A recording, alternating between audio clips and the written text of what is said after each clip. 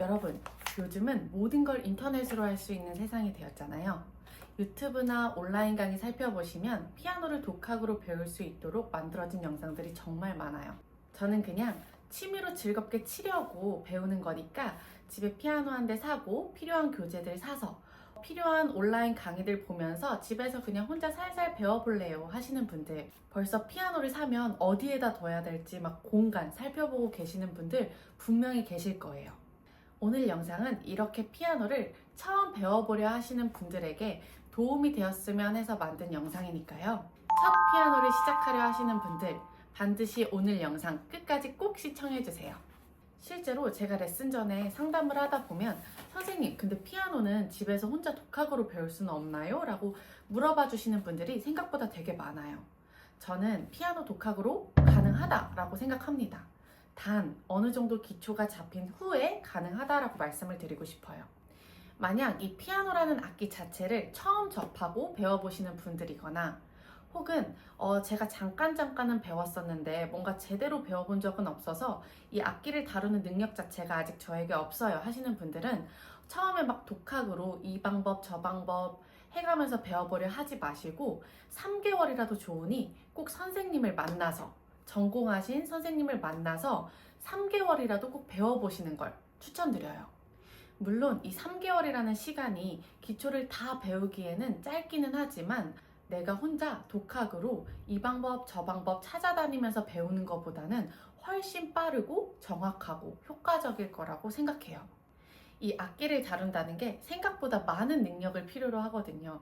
일단 악보를 볼 줄 알아야 하고, 그리고 피아노는 손가락으로 치는 거니까 이 손가락의 움직임이나 정확한 터치의 방향 이런 것도 배워서 정확하게 세팅이 되어야 하고, 그리고 손가락 번호, 이제 처음 독학으로 배우시는 분들은 손가락 번호가 되게 창조적으로 만들어서 오셔요. 근데 이 손가락 번호는 원래 5개씩 정확한 규칙 안에서 되게 매끄럽게 움직여지는 규칙이 있거든요. 근데 그거를 배우지 못하다 보니까 스스로 창조적인 손가락 번호를 만드셔서 구사하게 되는 거예요. 그러면 결국 2번 배워야 하고 이거 고치기도 쉽지 않거든요.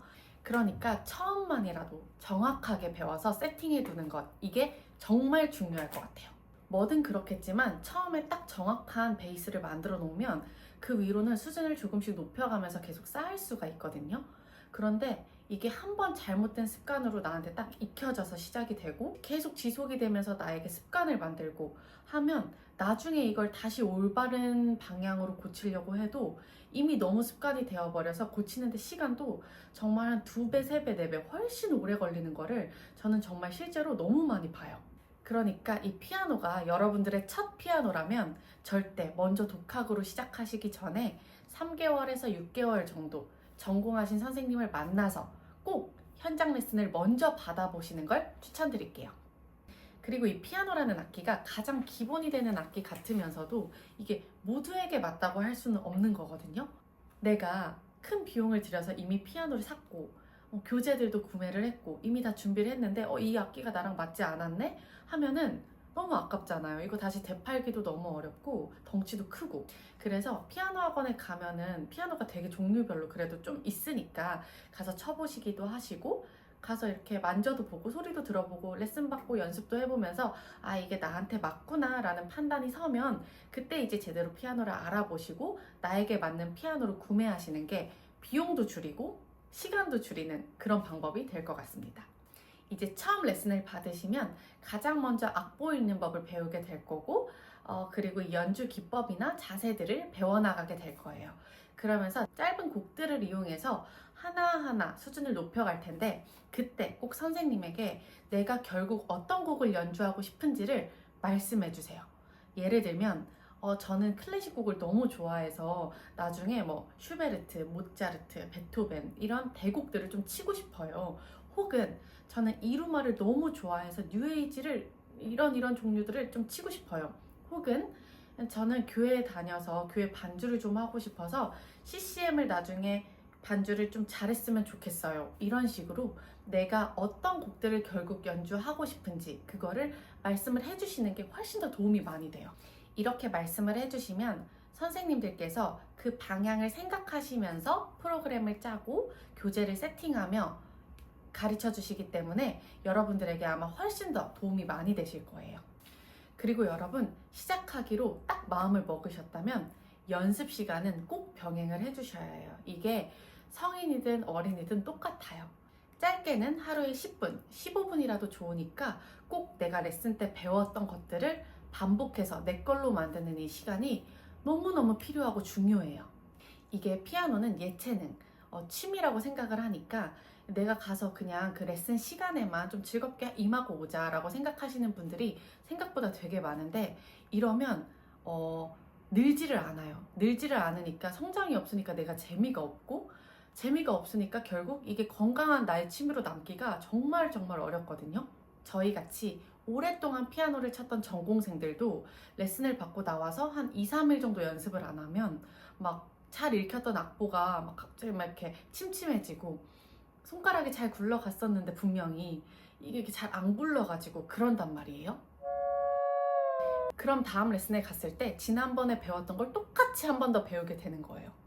그럼 이게 막 한 번은 괜찮은데 또 2번 반복되고 3번 반복되면 점점 지친단 말이에요. 나도 지치고 쌤도 지쳐.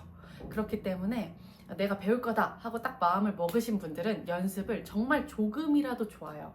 한 10분, 15분이라도 좋으니까, 아니 5분이라도 좋으니까 매일매일 조금씩 그거를 지속적으로 반복해 주시는 게 정말 너무너무 중요합니다. 그러면 독학으로는 언제 시작할 수 있는 건가요? 도대체 언제까지 레슨을 받아야 하나요? 이거 정말 궁금하실 것 같아요. 나에게 이 악보를 읽는 능력과 악기를 다루는 능력이 이제 어느 정도 세팅이 된 것 같다. 내가 읽을 수 있는 수준에서의 악보를 읽으면 좀 읽을 수 있고, 그리고 내가 이제 연주의 규칙들을 알아서 어느 정도의 연주를 조금 규칙적으로 해낼 수는 있다. 어떻게 손가락을 짚으면서 어떤 터치로 연주하는지 내가 알았다 하시면 그때부터는 독학으로 도전 가능하다고 말씀드리고 싶어요. 물론 너무 어려운 곡들은 레슨을 받으셔야 하겠지만, 내가 배웠던 수준의 곡들 프린트해서 연주를 해본다거나, 아니면 그보다 조금 더 어려운 곡들을 온라인 강의를 통해서 혹은 독학을 통해서 조금씩 내가 스스로 배워보면서 성장해 나간다거나 하는 거는 충분히 가능하게 되는 거예요. 왜냐하면 이미 기본적인 개념들은 다 나에게 세팅이 되어져 있으니까.